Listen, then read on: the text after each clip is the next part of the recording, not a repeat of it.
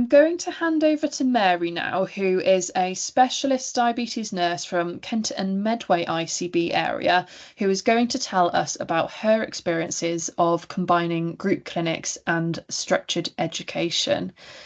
Okay, Mary, over to you. Well, hi everybody, welcome. Just let you know, I work in Whitstable, and actually we are an independent PCN just for the one practice because we actually are very big. So we obviously see a lot of diabetic patients, and that's where I'm working.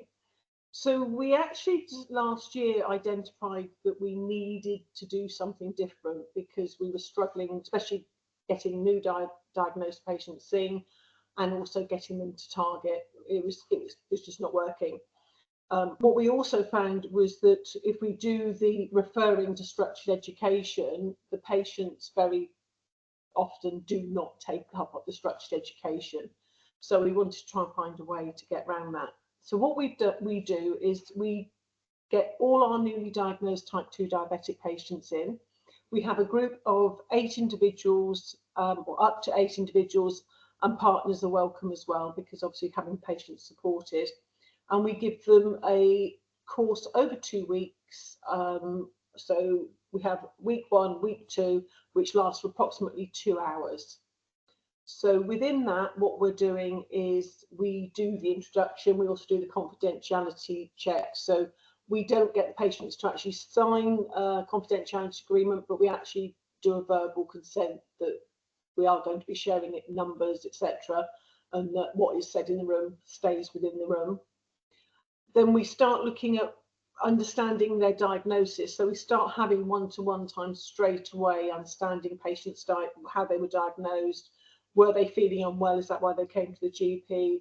Or was it just per chance GP decided to do an HbA1c and they've come back as a positive? So we have a chat with the patients, we talk about symptoms, etc. And then in week 1, we only discuss what is diabetes, obviously specifically focusing on type 2. We look at some of the side effects and symptoms the patients may well have had. And so understanding, and it's great when the patients actually very early on in the session have started sharing, well, I felt this, I felt that, and it works really well because the patients are interacting straight away. We then go on to goal setting. So we're talking to the patients because obviously this is a big impact to their lives and it can be overwhelming. So we then talk to the patients about goal setting and sort of encouraging them to look at this with small chunks. So we'll talk about setting a goal, changing a habit, etc. And then we follow that up with talking about diet and nutrition. And obviously carbohydrate awareness, which is really important.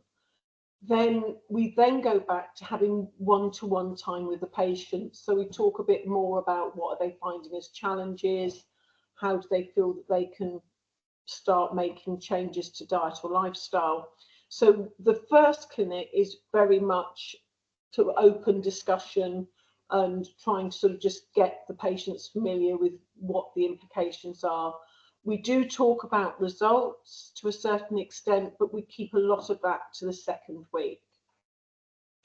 Then the second week, we can go to the second slide. What we're doing is we then have a one-to-one follow-up, how a patient's feeling, any questions that have come up from the week before, have they made any changes? And we then go on to the discussions about complications of type 2 diabetes.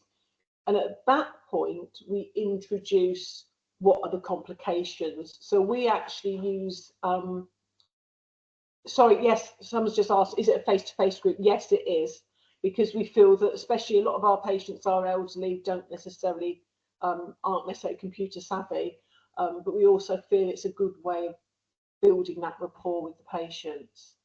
So at the second session is when we actually use pit stop, and we actually use the pit stop patient advice leaflets or patient record books. So all of those have got their results that we've got available filled in. and it gives a great opportunity to talk to the patients through like the numbers like cholesterol, kidney function, HbA1c. So exactly what are they, why are we measuring them, what should they be, so that the patients really start to understand the implications of having type 2 diabetes and being well controlled, but also why we do certain things or ask for certain blood tests. And we spend quite a lot of time on that section because it's really important the patients understand. We don't actively introduce discussion about medication, because from our point of view, if a patient's on metformin and they raise it, we will discuss what is metformin and how does it work, etc. But most of our team feel that if a patient needs to be initiated on a medication, we will discuss it in more detail. So, right, I'm just having a quick look at the questions come up. So pit stop is Mary, yeah. so that you don't lose your flow, don't worry, because I'm looking at the questions for you and we'll take them at the end, just so that you can keep with your flow. So ignore the chat for now and we'll work it through. Okay. All right, that's fine. So where we came up with the format for this, we have looked sort of at the structure of things like Desmond, etc. But as we know, we refer patients and they're not attending. And what we wanted to do was try and sort of bring up a hybrid of this so that we're in a position to really make sure patients have got that education. We often find that you're seeing a patient and you're talking about something and they go, oh, I've not been told that. So we know what all our patients have been told straight away, so that, you know, it helps them understand, and all of the nurses in the team are on the same page. We do quite a lot of discussion about things like carb awareness, etc. And I also take the opportunity to talk patients through food labelling, because we have things like, you know, obviously the traffic lights on sugar, but carbs could be higher. We use a number of resources. Again, we use resources from Pit Stop. I also use a resource which comes from the low carb program, which talks about sort of preferred food lists. There's actually a cheat sheet that we've got from Glucose Goddess that we use, and I also use a lot of resource from Carbs and Cows for the diabetes clinics. So the patients are given stuff that is actually out there and is available for them to get hold of should they wish to. But it also means that when they are given as much resource as possible to start them on that route. What we do pick up is if patients haven't had weights and blood pressures and things done, we make sure that those are done as part of the clinic to make sure they're all up to date as they move forward. So we've had quite a lot of success with this. I recently had a patient who came into us 9 months ago with an HbA1c of 116. And I saw him last week. In fact, he's on metformin 500 milligrams twice a day, and his HbA1c is now 42. So he's actually taken on board what we said and actually did that sort of stepwise, gradually increasing what he's doing. We have a number of patients whose HbA1cs were in the 60s, did not wish to start medication, and are now having their HbA1cs in the 40s. So it's really working well. One of the things that patients have said is that what's nice to hear in that setting is when we're having a discussion and it's like, I can't do this, I can't do that. We very much focus on the positive of what you can do rather than what you can't. So patients start realizing that they make small changes rather than that. And in fact, this morning, a patient of mine that had attended the Desmond course as well said that she felt that there was no difference between what we cover to what the Desmond course covers, but actually the benefit was it was a smaller group. And from her point of view, being involved with the practice actually made it better because it was much more personal to them, and it was building that rapport with our group. So from that point of view, it's been really, really successful. I think so looking at the nursing team, you know, we regularly look at results, and I know because I'm running the group, I often get another one, another success. But the benefit we're finding is because we're doing the group consultations, it builds that rapport between ourselves as clinicians and then the patient. So it sort of bridges that gap a bit more. It makes us sort of more human to the patients, I feel. And also we start looking at, we are a team working on this. So from our point of view, I think that the patients are starting to think, you know, take some responsibility. It's not, you know, for their condition, and we work with them rather than we're just sending them out on medication or doing things, because they actually understand what they're trying to achieve. We do find that means that follow-up consultations are much more productive. We currently are not having follow-up group consultations, purely just because of facilities and staff availability. But we have a number of patients who have already said, can they come back and have another group consultation at a later stage, so that we can keep that momentum going with them. And we are looking at, certainly for some of our uncontrolled patients, to bring in something similar, so we sort of take them back to bare bones, and build from there. Mm-hmm. So I hope that's helpful from my experience. I know I speak quite quickly, but no, that was amazing. And what's really interesting, Mary, is how you described that your patient said she'd been to Desmond and there was very little difference from her point of view, but actually the benefits of having you know, this happening in the practice, and you know, that continuity of care and that personalized approach. And interesting that it's a much smaller group as well. That's really, really interesting.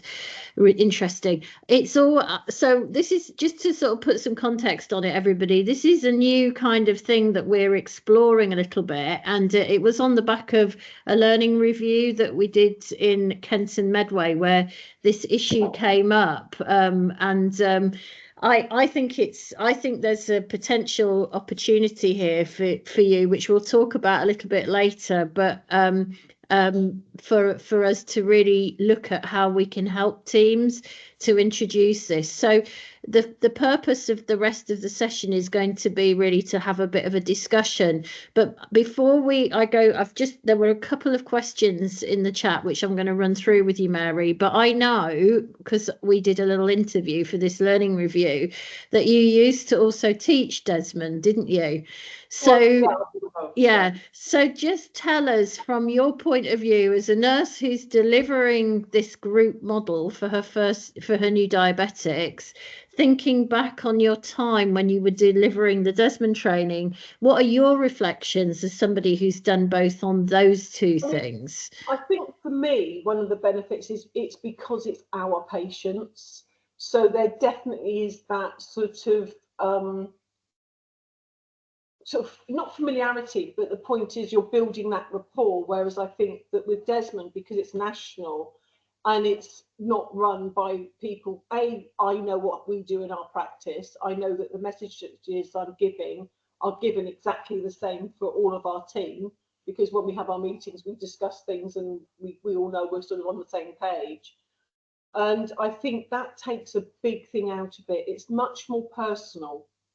And I think that the patients are much more engaged because they know it's somebody that they're likely to be seeing again. Yeah. So from that point of view, you know, and I say the patient that gave me some feedback today, actually, it was, I said to her she could have timed it better, but she said that's the one thing, she felt it much more comfortable coming to the surgery. People that, you know, are ultimately people that from the same area, same community, and felt it was nicer. Yeah, I think that's so important. So very quickly, I'm not. Somebody asked about pit stop, but some other very kind person, Sunny, posted in the chat, so we're good with that. We know what pit stop is. So we've got basically, how do you document these sessions is one question. How often do you do them? Yeah, is the second one, which I know is an easy one for you to answer. And do you think it saves you time? Okay, so focus on those three first. Yeah. So documenting is fairly easy, obviously, just into EMIS. So I actually have a Word document that has sort of the main points that we cover. So I'm not having to type it every time.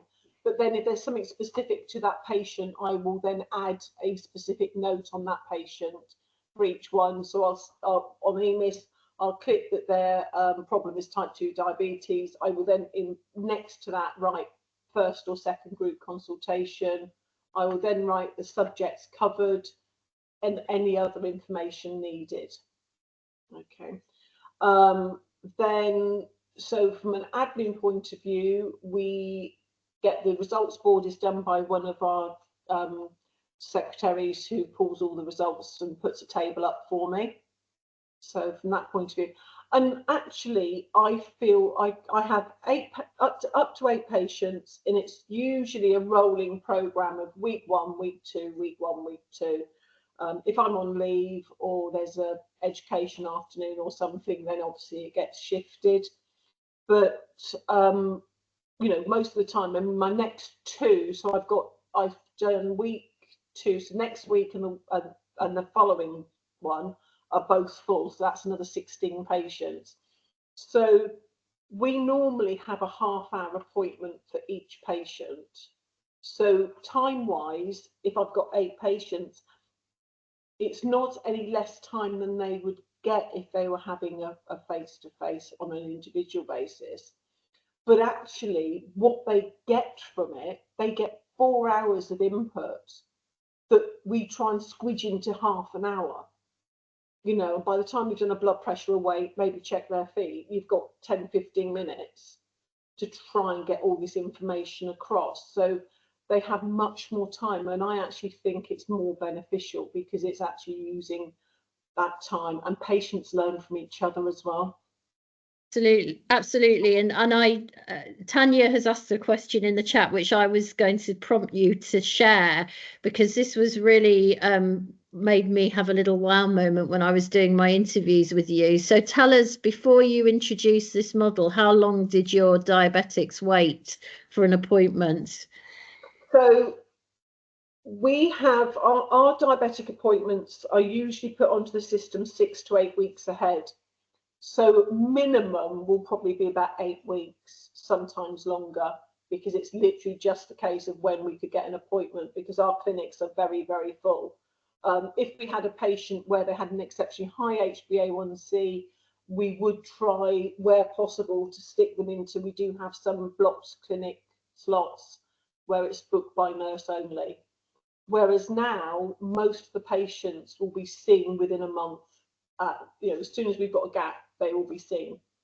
So they're seen very, very quickly. So patients I'm seeing this last couple of weeks, their HbA1cs, their diagnosis was probably made in January.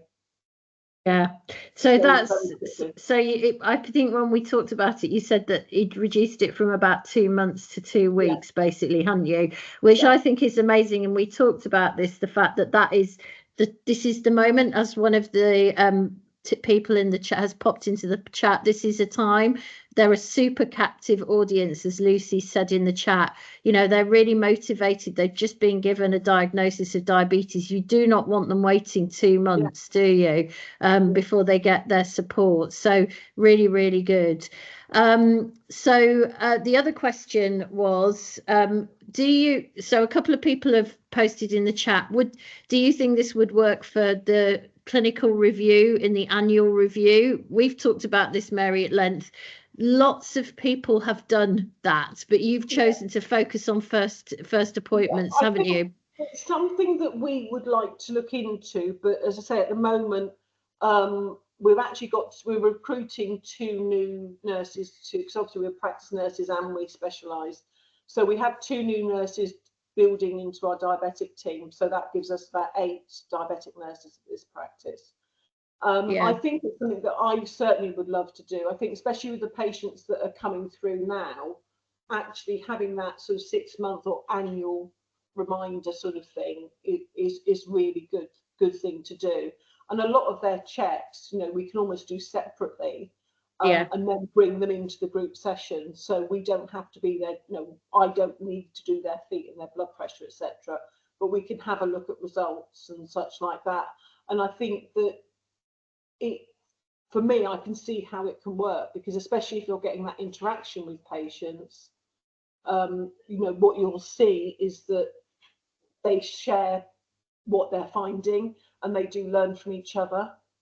Yeah, absolutely. So all of the benefits that you're seeing in these first contact appointments, you get exactly those same benefits within a QOF review. I would really encourage any of you who are interested in that to have a look at our website.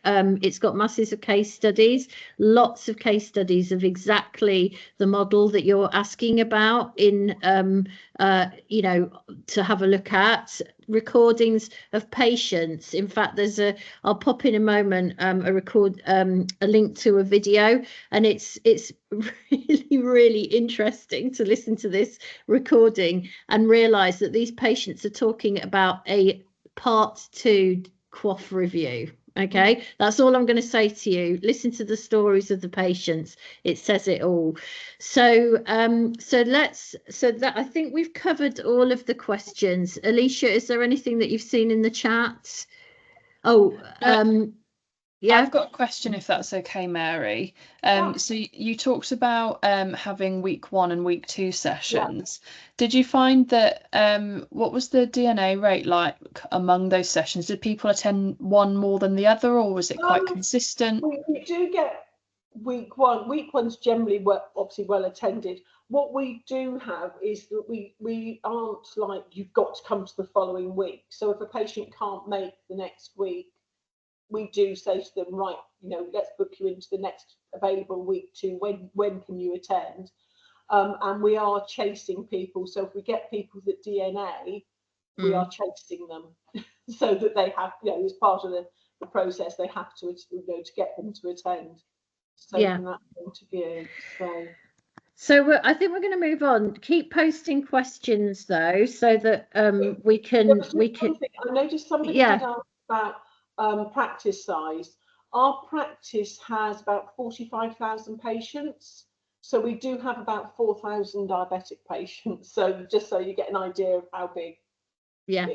So there's also a paper which, if Alicia, if you can car park for in the follow-up email, we'll send a copy of a paper which was in a practice of 10,000 patients. They had about 1,000 diabetics, and we'll send it's a paper that covers exactly the model that you're all talking about, and it shows some really powerful impacts on the use of staff, the QOF achievements, patient feedback, etc. So if we put a car park to send you all a copy of that, and I'm just posting the link to the video, but don't watch it now, stay online working with us. But when you do watch this video, we'll put this in the follow-up as well. You will be, you know, just it will move you to tears, is all I'm going to say, listening to the impact that patients' diabetes reviews have had on their lives. And that's the kind of diabetes review we want to be doing in general practice, I would suggest. So I'm very quickly just going to run through hopefully what you've seen really clearly from talking to Mary today is that actually in general practice, in a group clinic, you are in effect doing structured group education. You know, you're doing 2 for the price of 1. So, you know, how can we make sure that we actually get what are the differences, and how can we explore how we might get paid for doing this? I'm going to be upfront with you and say we haven't got all the answers at this time, but if you feel as a group that this is something that you would like to explore, we will look at speaking to the powers that be and raising this as an opportunity for general practice. So what's the difference between group education and group clinics? Well, the structured group education approach, it usually has a set curriculum and lesson plan. Mary has shared with me as an educator, she would be regularly assessed and observed to assure the quality of what she was doing, with some quite uncompromising standards around how she worked with the group. It was highly participatory, but patients don't share any of their kind of details with in terms of their biometrics and things like that, and it's not personalized in any way to them, so there's no discussion of their individual treatment plan, and so it's not a clinical appointment, it's actually an educational intervention. The other thing obviously that Mary mentioned was that the groups are quite big and it's with a clinician that they don't know and it's not in their own practice. So those three things I think we can add to that list actually, and Alicia, I suggest that we do add those to our list of things on our slide for next time as well.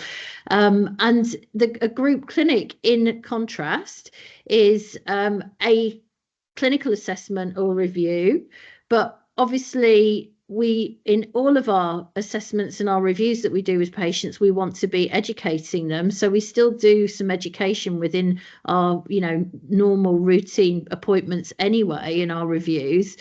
The difference is that it's led by the patients in a group clinic. The patients ask their questions and think of their concerns before the clinician joins. Then we run through those, and then there's the opportunity to discuss the things that are more the clinician's agenda, and for everybody to have a little one-to-one discussion with everybody listening in. And usually a group clinic actually replaces a clinical appointment. So taking those two things together and combining them, what would be, what would that achieve?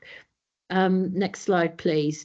So bear in mind that this model that we're talking about, the group clinic model, is actually recommended as part of our move into modern general practice and recognised in the guidance as a personalised care approach to long-term condition management. So its personalised care elements are recognised, and that there's an encouragement within the long-term condition guidance to also bring together elements of working with a multidisciplinary team, doing things in a joined up way, including medication reviews, etc. Also bear in mind that the 10-year plan is going to be coming out very soon, which has a big focus on prevention. And, what Mary has described and the impact that's having on biometrics is clearly what we want, where we want to be with diabetes, moving towards helping people to get their diabetes reversed as soon as they're diagnosed. So I think this kind of combined model potentially really ticks all the boxes. Next slide, please. So we have the opportunity to use this to help to improve access. We have the opportunity to use this to help us to use those R's roles to drive forward further group-based care models where we get nurses working alongside health coaches. You can run this kind of session during enhanced access appointments, which is really good because you can get the way that you're paid for enhanced access is by the number of appointments you offer. So if you can have 10 appointments in a group clinic on offer, that's a great way of achieving your enhanced access targets.